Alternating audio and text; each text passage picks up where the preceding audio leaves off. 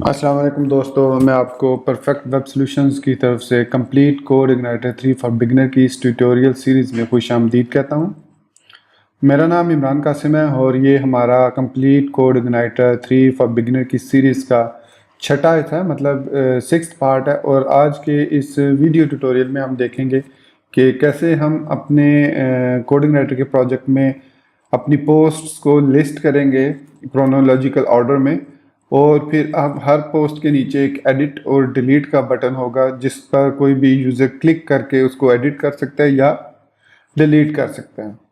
तो इससे पहले कि मैं अपने इस वीडियो ट्यूटोरियल को स्टार्ट करूं, मैं आपसे रिक्वेस्ट करूंगा कि अगर आपने अभी तक मेरे चैनल को सब्सक्राइब नहीं किया तो प्लीज़ इसको सब्सक्राइब ज़रूर कर लें, ताकि आप मेरे आने वाली वीडियोज़ और मेरे आने वाली सीरीज़ के साथ अप टू डेट रह सकें। Thank you very much. तो चलिए शुरू करते हैं इस वीडियो ट्यूटोरियल को। तो दोस्तों, सबसे पहले मैंने यहाँ पे अपना favourite text editor Sublime open किया हुआ है और उसमें मैंने अपने CI3 के फोल्डर को लोड किया हुआ है। तो सबसे पहला हमने काम ये करना है कि हमने पोस्ट को फॉर्म पे डिस्प्ले करवाना है, तो पेज पे डिस्प्ले कराना है। तो करंटली अगर मैं आपको दिखाऊं, let me see, my server is not running, तो मैं सर्वर को पहले रन कर लूँ फिर मैं आपको दिखाता हूँ। तो यहाँ पे अगर मैं ci.dev/post/index लिखता हूँ तो आप देखेंगे कि यहाँ पे हमारे पास जो डाटा आ रहा है वो एरेज की सूरत में और ऑब्जेक्ट की सूरत में आ रहा है। तो अब मैं इसको एक प्रॉपर फॉर्मेट में डिस्प्ले करवाना चाह रहा हूँ। तो मुझे क्या करना पड़ेगा, सबसे पहले मुझे जाना पड़ेगा अपने कंट्रोलर में, और यहाँ पे पोस्ट के कंट्रोलर में जाऊँगा और मुझे ये सारी व्यूज़ लोड करने हैं। इसको मैं कॉपी करूँगा और यहाँ पे जहाँ पे इंडेक्स हमारा कंट्रोलर है उसको मैं यहाँ पे पेस्ट करूँगा।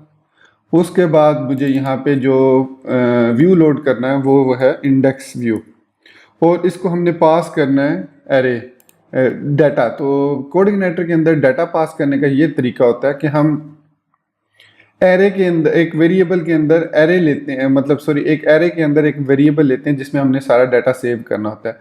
सपोज यहाँ पे लिखा हुआ है post is equal to this. अगर मैं इस पोस्ट को पास करूँगा तो हमारे पास जो रिटर्न होगा डाटा वो मल्टीपल वेरिएबल्स होंगे, हर मतलब वो एसटीडी क्लास रिटर्न होगी। लेकिन हम चाह रहे हैं कि उस एसटीडी क्लास को एक हम वेरिएबल में साइन करें और देन उस वेरिएबल के थ्रू हम जो है वो डाटा एक्सेस करें। तो इसके लिए हम क्या करते हैं कि जो हमारे पास वेरिएबल होता है पोस्ट, उसको हम एक एरे में लाइक दिस, हम उस एरे में इसका नाम दे देते हैं। अब जब ये व्यू लोड होगा या ये डाटा लोड होगा तो ये असाइन होगा इस पोस्ट को, ये जो हमने एरे के अंदर लिखा है। और ये जो हमारे पास पोस्ट है, ये वेरिएबल जो है ये डिस्ट्रॉय हो जाएगा जैसे व्यू के पास जाएगा। उसके अंदर मौजूद जो डाटा है वो व्यू के अंदर अवेलेबल हमें होगा। तो अभी मैं आपको दिखाता हूँ। यहाँ पे अब मैं जाऊँगा अपने व्यूज़ के फोल्डर में, पोस्ट के वो फोल्डर में, और यहाँ पे एक न्यू फाइल क्रिएट करूँगा। उसका नाम होगा index.php। ठीक है। अब इस index.php के अंदर हम बनाएंगे अपना व्यू बनाएंगे जिस तरीके से हमने ये क्रिएट का बनाया। तो यहाँ पे भी हमें एक रो लगानी पड़ेगी, फिर डॉट इसमें कॉलम md 8 रख लेते हैं और डॉट कॉल md का ऑफसेट जो है वो 2 दे देते हैं, ताकि मतलब 2 कॉलम इधर से छोड़ देगा वो और 2 कॉलम इधर से, टोटल हमारे पास 12 हो जाएंगे।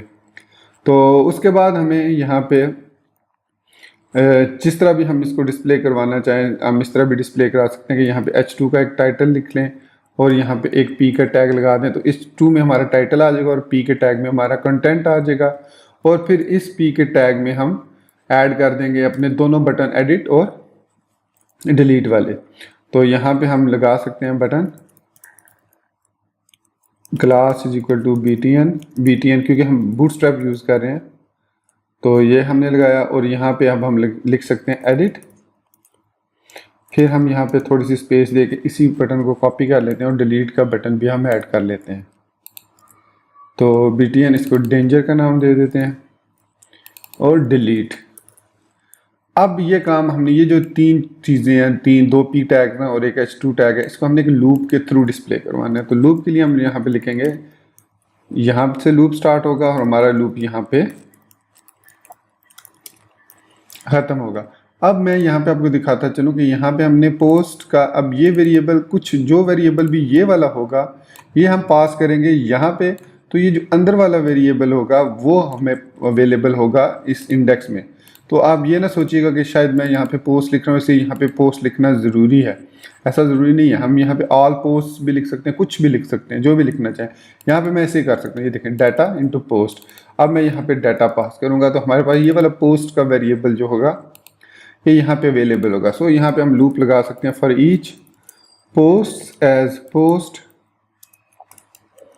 और यहाँ पे हम एंड फॉर ईच लगा सकते हैं, एंड फॉर ईच। ये हमने फॉर ईच का लूप स्टार्ट किया और यहाँ पे एंड फॉर ईच लगा दिया। अब यहाँ पे हम एको करा सकते हैं, एको पोस्ट, और यहाँ पे अब देख रहे हैं मैं एरो फंक्शन यूज़ कर रहा हूँ क्योंकि मुझे पता है कि जो मेरे पास डाटा आ रहा है वो ऑब्जेक्ट की सूरत में आ रहा है, ना एसोसिएटिव एरे है ना वो इंडेक्स एरे है। तो मैं यहाँ पे पोस्ट लिख सकता हूँ टाइटल, और यहाँ पे मैं लिख सकता हूँ पोस्ट बॉडी, एको पोस्ट बॉडी। अच्छा, मुझे ये कैसे पता चला कि ये मेरे पास जो ऑब्जेक्ट की सूरत में आ रहा है? तो मैं आपको दिखाता चलूँ कि मॉडल के अंदर जो हमने करंट मॉडल बनाया था उसके अंदर हम रिजल्ट रो इस तरीके से पास करें। अगर मैं यहाँ पे लिखूंगा रिजल्ट एरे तो ये एरे की सूरत में होगा, अगर रिजल्ट एसोसिएट में लिखूंगा तो ये एसोसिएटिव एरे होगा, जबकि अगर सिंपल रिजल्ट लिखूंगा तो ये ऑब्जेक्ट की क्लास की फॉर्म में आएगा, और क्लास के ऑब्जेक्ट को आपको पता है इस तरीके से हम एक्सेस कर सकते हैं। फिर इसके नीचे हम यहाँ पे एक और पी टैग लगा लेते हैं जिसमें हम डेट क्रिएटेड एट और दूसरी स्ट्रॉन्ग क्रिएटेड एट, और यहाँ पे हम स्पैन टैग लगा लेते हैं और क्लास इसको दे देते हैं स्मॉल, और यहाँ पे हम एको करा सकते हैं एको पोस्ट क्रिएटेड एट। और इसी तरीके से हम इसी को सारे को कॉपी करके यहाँ पे पेस्ट करते हैं, और यहाँ पे अपडेटेड एट और पोस्ट अपडेटेड एट लिख लेंगे। तो अब मैं इसको रन करता हूँ तो ये जो हमारे पास एरे है अब ये चेंज हो जाएगा हमारे पास डाटा की सूरत में प्रॉपर एक फॉर्मेट में। तो आप यहाँ पर देख सकते हैं आप कि हमारे पास my first post, my post, जितनी हमने ये जो 4 पोस्ट बनाई थी local host /php my admin में, DBCI3 का हमारे पास था ये वाला, इसमें हमारे पास पोस्ट थी। तो ब्राउज करते हैं तो ये देखें हमारे पास 4 पोस्ट हैं, वो चारों पोस्ट अब यहाँ पे हमारे पास डिस्प्ले हो गई हैं। अब हम क्या करते हैं कि जब हम एडिट के बटन को क्लिक करें तो क्या हो कि वो पोस्ट हम एडिट कर सकें, और जब डिलीट के पोस्ट बटन को क्लिक करें तो डिलीट कर सकें। तो इसके लिए हमें इस पोस्ट की आईडी इस एडिट के बटन को असाइन करनी होगी ताकि हम इसको पास कर सकें डिलीट व एडिट वाले फंक्शन की तरफ कंट्रोलर के अंदर। तो हमें क्या करना पड़ेगा, हम यहाँ पे ये हमारे पास 2 बटन है, एक बटन ये है और एक बटन ये है। तो इसके बाद हम बल्कि ये करते हैं कि इसको एंकर टैग रख लेते हैं, बटन की बजाय एंकर रख लेते हैं, ये बेहतर रहेगा। तो एंकर टैग में हम href दे सकते हैं, href ये हमें फ़ायदा हो जाएगा। href अब हम यहाँ पे देंगे एको बेस URL, और यहाँ पे हम देंगे पोस्ट /edit/ और यहाँ पे हम इसको पोस्ट और उसकी आईडी पास कर देंगे। और सेम यही काम हम करेंगे डिलीट वाले में भी, सेम यही काम हमें डिलीट में भी करना है क्योंकि डिलीट में भी हमें आईडी ही चाहिए। तो हम इस सारे को कॉपी करेंगे यहाँ से और यहाँ पे href के अंदर इसको पेस्ट कर देंगे, सिंपल इज दैट। ठीक हो गया। अब मैं अगर इसको रीलोड करता हूँ तो मेरे पास, मैं जब एडिट पे होवर करूँगा तो आपको नीचे देखिएगा यहाँ पे नज़र आएगा, ये देख सकते हैं आप CI dev post edit 4 और ये edit 3, और इसी तरीके से हमारे पास जितनी पोस्ट हैं वो हमारे पास अब लिंक के साथ नज़र आ रही हैं। तो अब मैं एडिट पे क्लिक करूँगा तो ये क्या करेगा, जो पोस्ट के कंट्रोलर के अंदर एडिट के फंक्शन में यहाँ पे आएगा। अब मैं इसको मैं आपको यहाँ पे इसको डिलीट करके दोबारा बनाना सिखा देता हूँ। तो अब इस एडिट के फंक्शन में 2 फंक्शन परफॉर्म होंगे, एक तो वो अपडेट करेगा डाटाबेस में और दूसरा उसको एडिट वाला फॉर्म डिस्प्ले कराएगा। तो इसके लिए हम क्या करते हैं कि यहाँ पे एक चेक लगाते हैं कि इफ़ दिस इनपुट पोस्ट, अगर हमारे पास डाटा पोस्ट की सूरत में आ रहा है तो वो उसको डाटाबेस में सेव करे, अदरवाइज वो हमारे पास ये जो फॉर्म है जो हम यहाँ पे लोड कर रहे हैं हर दफ़ा ये वाला, इसमें वो एडिट वाले व्यू को लोड कर दे। सिंपल एडिट वाले व्यू को लोड करें, लेकिन एडिट वाले व्यू को लोड करने से पहले वो डाटा फेच करे। Post is equal to this CRUD model get. अब यहाँ पे पहले हमने टेबल का नाम देना है, फिर हमने आईडी देनी है, और यहाँ पे हमारे पास डाटा आ जाएगा। चूँकि मैंने CRUD मॉडल में गेट का जो है टेबल और आईडी पास किया है, तो इसलिए मैंने यहाँ पे टेबल नेम और आईडी पास कर दी। तो अब हमारे पास पोस्ट के वेरिएबल में डाटा आ जाएगा। तो हम ऐसे कर सकते हैं डाटा इनटू पोस्ट। तो अब ये जो पोस्ट है ये हम पास करेंगे डाटा की सूरत में व्यू को। तो व्यू हमारे पास कौन सा, एडिट का। तो व्यूज़ में चलते हैं और यहाँ पोस्ट के अंदर एक न्यू फाइल क्रिएट करते हैं edit.php के नाम से। अब क्रिएट और एडिट ऑलमोस्ट दोनों सेम है, तो मैं इसको कॉपी कर लेता हूँ। इसमें थोड़ा सा डिफरेंस है, वो हम यहाँ पे चेंज करेंगे। एरर्स उसी तरीके से आएंगे। दूसरा ये एडिट को टारगेट करेगा पोस्ट के अंदर। तीसरी चीज़ इसमें ये होगी कि ये अपडेट पोस्ट का फंक्शन है, अपडेट पोस्ट का है ये। फिर उसके बाद यहाँ पे पोस्ट टाइटल तो ठीक है। अच्छा, यहाँ पे फॉर्म मैंने कंट्रोल लगाया हुआ है, जबकि फॉर्म के अंदर हम हमेशा फॉर्म हॉरिजॉन्टल या फॉर्म इनलाइन यूज़ करते हैं। तो इस वजह से यहाँ पे हमारा जो व्यू है वो थोड़ा सा हॉरिजॉन्टल ख़राब हो रहा था।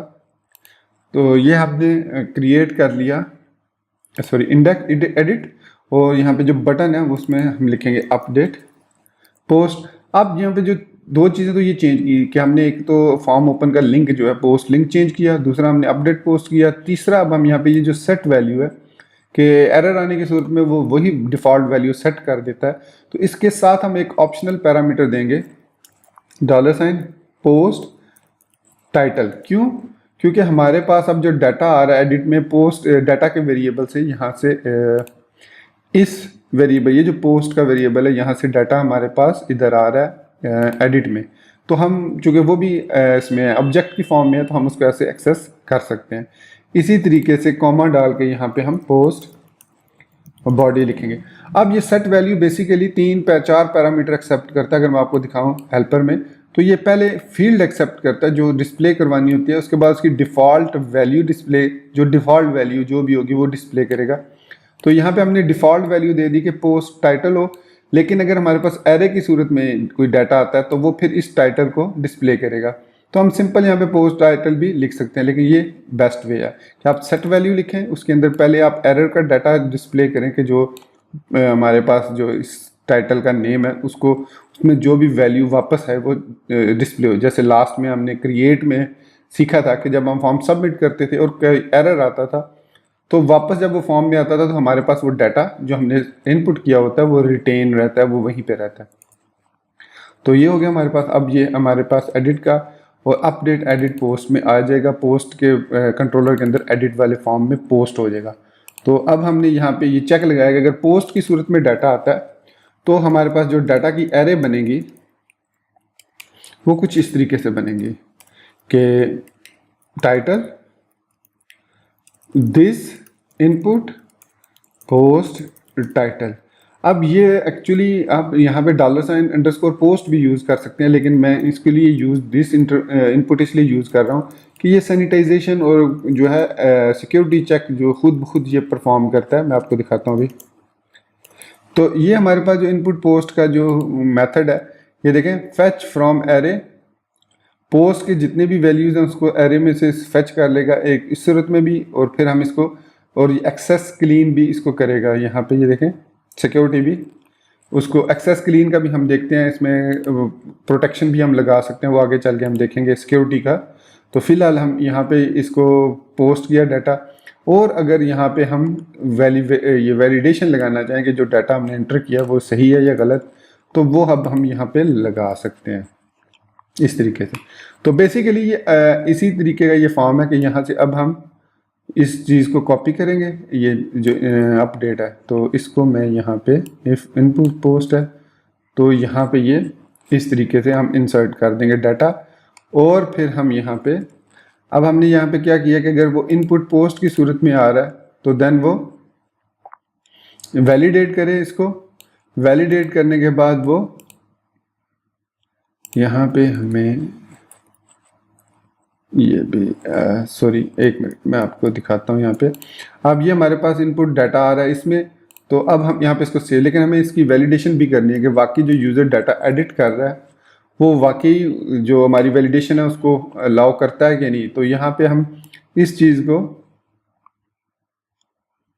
यहाँ पे कॉपी करेंगे, ये हमारा जो यहाँ से लेके है ये यहाँ से लेकर यहाँ तक और ये यहाँ तक, एल्स की सूरत में यहाँ तक, ये सारा हम इंसर्ट करेंगे इस एरे के अंदर, इस इफ़ के अंदर।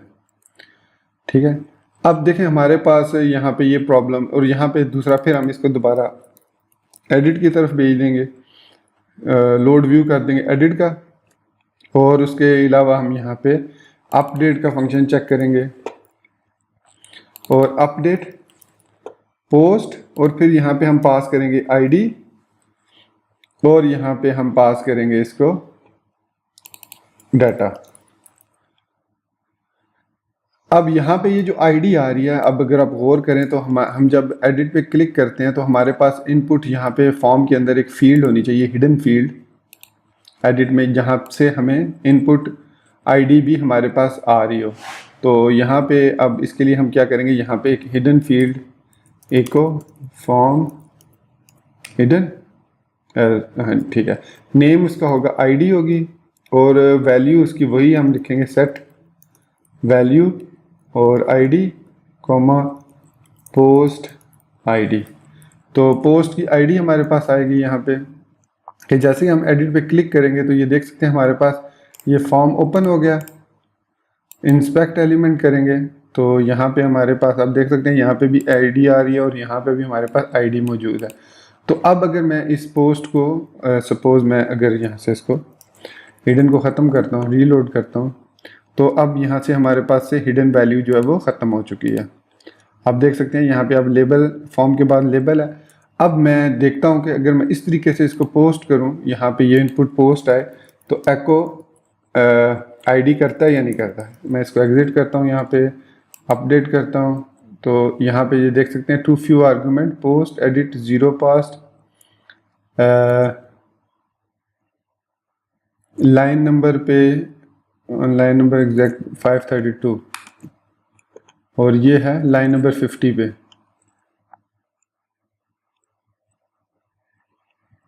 इफ दिस इनपुट पोस्ट,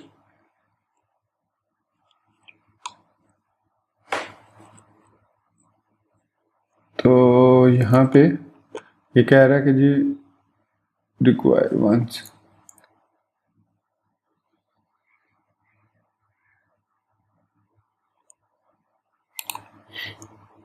तो यहाँ पे हम इसको, ठीक है, यहाँ पे हम इसको इस तरीके से डॉट $साइन पोस्ट आईडी भी देंगे ताकि वो उसको एडिट पोस्ट आईडी, ठीक है, क्योंकि वो आईडी पास नहीं हो रही थी इस एडिट फॉर्म के अंदर, तो इस वजह से वही एरर आ रहा था। तो हम वापस जाएंगे इसमें, यहाँ पे रीलोड करेंगे इसको, अब हम इसको अपडेट करते हैं, तो अब हमारे पास यहाँ पे 1 आ रहा है, क्योंकि जो वो राउट है, जो पोस्ट का ये जो राउट है ये एक्सेप्ट करता है आईडी भी, लेकिन मैं आईडी पास नहीं कर रहा था यहाँ पे एडिट वाले फॉर्म के अंदर किस आईडी को हमने एडिट करना है। तो अब हमने यहाँ पे पास कर दिया तो हमें हिडन फील्ड की ज़रूरत नहीं रही। तो पोस्ट आईडी हमारे पास उसके पास चली गई, अब हमारे पास डाटा भी आ गया। तो अब हम क्या करेंगे कि इसको वैलिडेट करेंगे। अगर वो वैलिडेशन पास होती है तो ठीक है, अदरवाइज वो वापस इसको लोड कर देगा डाटा को हमारे पास फेच करके दोबारा, ये यहाँ से एल्स पे चला जाएगा। अगर वो पोस्ट नहीं है तो यहाँ पे आ जाएगा। अगर वैलिडेशन रन नहीं होती तो वो डाटा एल्स में इफ़ वैलिडेशन रन फॉल्स है तो वो इसको दोबारा लोड कर देगा एडिट को।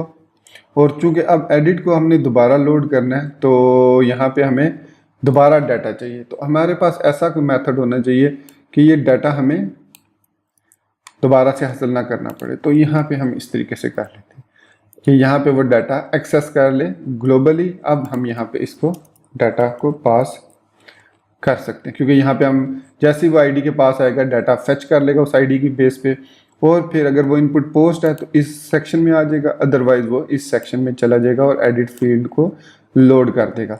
और यहाँ पे ये इसको वैलिडेशन के लिए हमने लगाया। आगे चल के हम देखेंगे कि कैसे हम लॉजिक को सेपरेट करते हैं ताकि ज़्यादा एम्बिग्विटी क्रिएट ना हो। हम इस वैलिडेशन रूल्स को अलग से फंक्शन में रख देंगे और जस्ट हमें एक दफ़ा उस फंक्शन को कॉल करना होगा और वो ट्रू रिटर्न करेगा तो it means we are good to go, false होगा तो वो वापस हम उसको इसी तरीके से रीडायरेक्ट कर देंगे। तो यहाँ पे ये हमने लिखा। अब हम यहाँ पे वापस आते हैं अपने एडिट वाले फॉर्म पे, यहाँ पे बल्कि इंडेक्स पे आते हैं। अब मैं किसी भी पोस्ट को एडिट पे क्लिक करूँ तो हमारे पास वही पोस्ट ओपन हो रही है, देख सकते हैं माई पोस्ट ओपन हो गई। फिर अगर मैं इसको पोस्ट टाइटल वाले को करता हूँ तो ये post title, this is a post title, ये रिटर्न हो गई। फिर मैं वापस जाता हूँ तो हमारे पास यहाँ पे क्रिएटेड है तो अपडेटेड भी आ रहा है। तो मैं माई फर्स्ट पोस्ट को एडिट करता हूँ। तो इसमें हमारे जो रूल्स हैं वो ध्यान में रखिएगा कि टाइटल की जो रूल है वो मिनिमम लेंथ 5 और मैक्सिमम 12 करैक्टर है, ठीक है। तो मैं इसको my post my another post कर देता हूँ, ठीक है। तो अब आप देखेंगे कि हमारे पास जब मैं अपडेट करूँगा तो field can not exceed 12 character. So my जो अनदर फील्ड है ये 12 करैक्टर से ज़्यादा हो रही है। तो मैं ये क्या करता हूँ 12 की बजाय इसको 20 करैक्टर कर देता हूँ। यहाँ पे भी हम इसको 20 करैक्टर कर देते हैं ताकि टाइटल थोड़ा, वैसे 100 करैक्टर लेंथ होती है जो टाइटल की मोस्टली होती है। तो अब हमारा डाटा इंसर्टेड सक्सेसफुली हो गया, क्योंकि इंसर्टेड ये सॉरी मैंने मैसेज चेंज नहीं किया, अपडेटेड सक्सेसफुली। तो ये अपडेटेड सक्सेसफुली का मैसेज आना चाहिए था। तो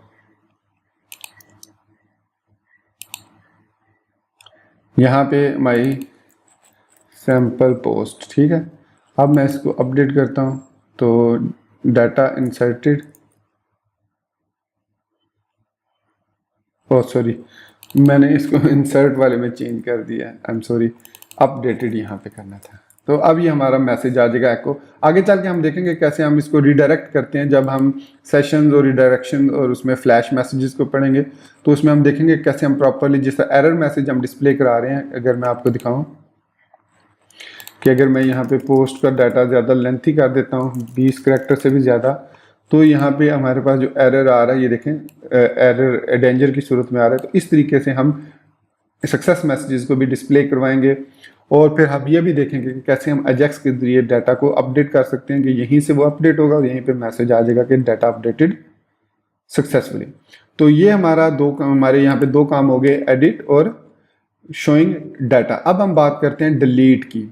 तो जिस तरह हमने एडिट का फंक्शन बनाया इसी तरीके से हमारे पास एक डिलीट का यहाँ पे पब्लिक फंक्शन होना चाहिए, डिलीट, और इसमें हम आईडी पास करेंगे। अब डिलीटेड के ज़रिए हम एक चेक करेंगे कि this क्रड model post comma, sorry delete का फंक्शन हमने कॉल करना था, delete post comma ID. If deleted echo post deleted successfully, ठीक है। else echo error deleting post, ये हमने डिलीट के फंक्शन में लिखा। अब हम देखते हैं क्रड मॉडल के अंदर हमने डिलीट का फंक्शन बनाया हुआ है और वही काम कर रहा है, वो डिलीट कर रहा है।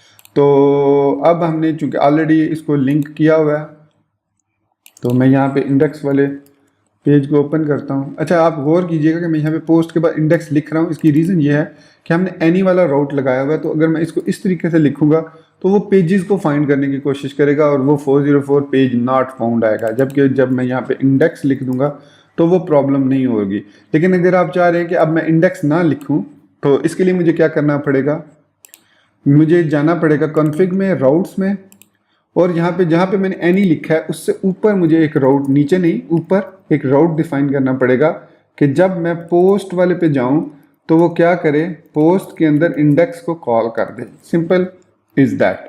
अब मैं यहाँ पे अगर इंडेक्स नहीं भी लिखता तो sorry post slash index, sorry route के स्पेलिंग गलत है, राउट ये लिखेंगे। अब मैं इसको रीलोड करूंगा तो मेरे पास पोस्ट के जरिए डाटा जो है वो लोड हो रहा है। तो ये मैं इसलिए इंडेक्स लिख रहा था पहले कि मैंने राउट डिफाइन नहीं किया था इंडेक्स का। तो इसी तरीके से मैंने ये जो राउट डिफाइन किए हुए हैं ये भी हम इसी तरीके से डिफाइन किए हैं कि हम डाटा उसको पास करते हैं। तो हमें इसकी भी ज़रूरत यहाँ पे, अगर मैं यहाँ पे इस तरीके से कर दूँ तो मैं यहाँ पे लिख सकता हूँ यूज़र स्लैश ऑल, लेकिन ऑल अब नहीं लिखना पड़ेगा मुझे क्योंकि यूज़र ऑल का फंक्शन नहीं है, बल्कि हमारे पास जो यूज़र का कंट्रोलर है उसके अंदर गेट यूज़र्स का फंक्शन है। तो हम इसको ऑल के साथ ओवरराइड कर रहे थे, तो इसलिए मुझे वहाँ पे डिफाइन करना पड़ा। अब मैं यहाँ पे लिखूँगा यूज़र गेट यूज़र्स, तो ये उस फंक्शन को कॉल करेगा और हमारे पास वो डाटा आ जाएगा गेट यूज़र्स। फिर उसके बाद गेट यूज़र और उसको हम आईडी पास करेंगे, तो वो उस एक यूज़र का डाटा यहाँ से उठा के, तो ये थोड़ी सी इसमें जो चेंजेस हमने किए हैं कि ये अब गेट यूज़र अच्छा नहीं लग रहा था लिखना, हमने उसकी जगह लिखा ऑल, इसी तरह गेट, इसी तरह डिलीट, जबकि यहाँ पे डिलीट यूज़र ये फंक्शंस हैं। तो अगर हम फंक्शंस के नाम इन्हीं नाम पे रख दें, मतलब ऑल रख दें, गेट रख दें, डिलीट और अपडेट, यूज़र के अंदर जाके यहाँ पे ये जो हमने इंसर्ट कर दें, गेट कर ऑल कर दें, या इसको ऑल, इसको गेट कर दें, इसको डिलीट कर दें, इसको अपडेट कर दें, तो हमारे पास लाइफ जो है वो ज़्यादा इजी हो जाएगी। अब मैं यहाँ पे गेट यूज़र नहीं लिखूँगा बल्कि ऑल लिखूँगा, तो मेरे पास सारा डाटा आ जाएगा। अगर मैं गेट 1 लिखूँगा तो हमारे पास 1 यूज़र आएगा। अगर मैं अपडेट 1 करूँगा तो हम इस स्टैटिक डाटा को अपडेट कर देंगे डाटाबेस के अंदर। तो अब आपकी मैं असाइनमेंट यहाँ पे बता दूं कि ये जो यूज़र्स का हमने मॉडल बनाया, इसको आपने डायनामिक करना है कि फॉर्म्स लगाने हैं इसी तरीके से जिससे यूज़र को इंसर्ट किया जा सके। यूज़र को इंसर्ट तो ऑलरेडी हम कर रहे हैं, इसके लिए यहाँ पे ये जो है हम इसको एग्जिट कर, मैं इसको करके एग्जिट कर, तो आपने काम ये करना है, एक इंसर्ट का फंक्शन बनाना है, ऑल का फंक्शन मैंने बनाया हुआ है, एको कर रहा हूँ, लेकिन आपने क्या करना है, आपने इसको प्रॉपर, जिस समय पोस्ट को डिस्प्ले करा रहा हूँ इस तरह आपने इसको डिस्प्ले करवाना है। फिर इसी तरह अब यहाँ पे मैं एक और काम करता हूँ कि हमारे पास जो पोस्ट है, अगर मैं इसके टाइटल पे क्लिक करूँ तो ये मुझे एक सिंगल पोस्ट शो करे। मैं जब माई सैम्पल पे क्लिक करूँ तो ये मुझे उस पोस्ट का एक डाटा शो करे और उसमें भी एडिट और डिलीट का बटन अवेलेबल हो। तो चलिए इसको टास्क को करते हैं अब। तो सबसे पहले मुझे क्या करना पड़ेगा कि यहाँ पे एक फंक्शन बनाना पड़ेगा सिंगल का, ठीक है, जिससे हमने सेव वगैरह एडिट वगैरह को बनाया। तो पब्लिक फंक्शन शो और आईडी, और इसके बाद हम यहाँ पे post data into post is equal to this CRUD model get. अब यहाँ पे हम, आपको मैं CRUD मॉडल के अंदर गेट एक आईडी ऐड करता है, तो गेट यहाँ पे पोस्ट के टेबल से आईडी पास हो और वो हमें डाटा दे दे।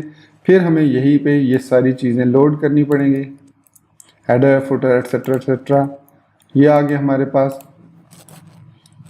अब इसके लिए हम शो का व्यू बनाएंगे, तो हम यहाँ पे पोस्ट के अंदर शो का एक व्यू बनाएंगे और उसको पास कर देंगे डाटा, ठीक है। तो अब पोस्ट के अंदर हमें एक न्यू फाइल बनानी पड़ेगी, show.php, ये बना दी हमने।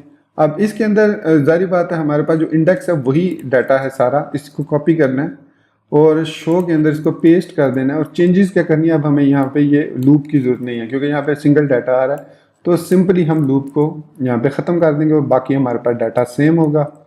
तो अब जब मैं इसको रीलोड करूँगा तो मुझे यहाँ पे हाइपरलिंक भी चाहिए, तो index.php में जाऊँगा यहाँ पे, और ये जो हमने ऐड किया है h2 का टैग है, इसको हम रैप करेंगे a के अंदर, a टैग के अंदर। So a href is equal to this, और यहाँ पे a को क्लोज करेंगे और इसको रेफरेंस देंगे यही वाला, ये कॉपी करेंगे href और इसको यहाँ पे पेस्ट करेंगे।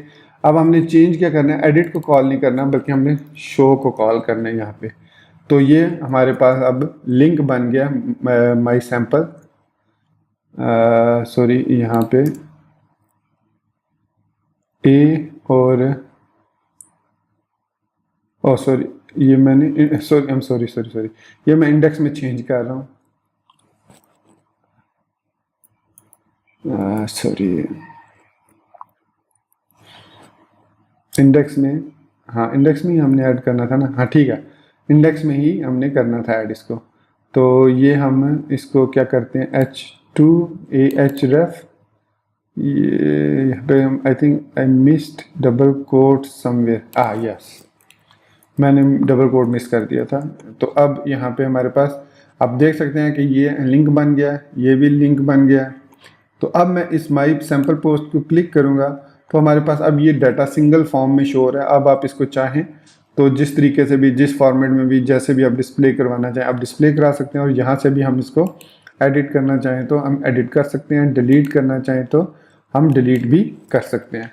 तो अब चलिए डिलीट की तरफ देखते हैं कि यहाँ पे अब जब मैं इसको डिलीट वाले फंक्शन का लिंक भी वही है तो मैं इसको चेंज कर लूँ पहले। यहाँ पे ये DELETE डिलीट का फंक्शन है। तो हमारे पास पोस्ट के कंट्रोलर के अंदर यहाँ पे डिलीट का फंक्शन ये है, ये हमारा डिलीट का फंक्शन लिखा हुआ है। तो मैं अब डिलीट पे क्लिक करूँगा तो ये वाली हमारी पोस्ट 1 जो है वो डिलीट हो जाएगी। देखिए डिलीट, सॉरी आई थिंक मैंने रिफ्रेश नहीं किया पेज को, ये वो डिलीट का लिंक भी एडिट सही था। अब ये ठीक है, डिलीट करूँगा तो पोस्ट डिलीटेड सक्सेसफुली का मैसेज आ गया। अब मैं यहाँ पे इसको पोस्ट को क्लिक करूँगा तो आप देख सकते हैं अब हमारे पास वो पोस्ट डिलीट हो चुकी है और डाटाबेस में अभी 4 हैं। तो मैं इसको ब्राउज पे क्लिक करूँगा तो अब हमारे पास 3 पोस्ट रह चुकी हैं। इसी तरीके से हम यहाँ पे इंसर्ट का भी कर सकते हैं, इंसर्ट पोस्ट, यहाँ पे आप लिंक ऐड कर सकते हैं। या अगर मैं यहाँ पे क्रिएट पे क्लिक जाऊँ तो यहाँ से हम अब न्यू पोस्ट भी क्रिएट कर सकते हैं। तो दोस्तों ये था हमारे पास आज का ट्यूटोरियल जिसमें हमने पोस्ट को लिस्ट करना सीखा, लिस्ट के नीचे एडिट डिलीट को ऐड करना सीखा, फिर उनको फंक्शनैलिटी परफॉर्म की, फिर हमने देखा कि कैसे हम टाइटल पे क्लिक करके उसको सिंगल फॉर्म में शो कर सकते हैं पोस्ट को, वहाँ से भी उसको एडिट और डिलीट कर सकते हैं। तो आपकी असाइनमेंट ये है कि यही काम आपने जो हमने यूज़र मैंने बनाया था उस पर ये परफॉर्म करना है कि यूज़र क्रिएट कर सकें, यूज़र डिलीट कर सकें, यूज़र को अपडेट कर सकें, यूज़र्स को लिस्ट कर सकें। ये काम आपने करना है। तो नेक्स्ट वीडियो ट्यूटोरियल में हम ऑथराइजेशन ऑथेंटिकेशन का देखेंगे, कैसे हम सेशंस को यूज़ करते हुए कोड इग्नाइटर के अंदर ऑथेंटिकेशन और ऑथराइजेशन को फंक्शनैलिटी को परफॉर्म कर सकते हैं।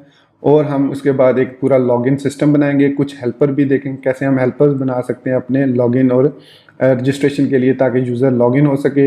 फिर हम इसी पोस्ट वाले वेरिएबल में एक एक्स्ट्रा फील्ड ऐड करेंगे जिसमें यूज़र आईडी असाइन होगी और वो यूज़र दूसरों की पोस्ट भी देख सकता है, लेकिन एडिट सिर्फ और डिलीट सिर्फ वो अपनी पोस्ट कर सकेगा, दूसरों की नहीं कर सकेगा। तो मिलते हैं नेक्स्ट वीडियो ट्यूटोरियल में, मेरे साथ रहिएगा। और आई एम श्योर आपको मेरी ये वीडियो भी दूसरी वीडियोस की तरह पसंद आई होगी। So thank you very much guys for being with me till and.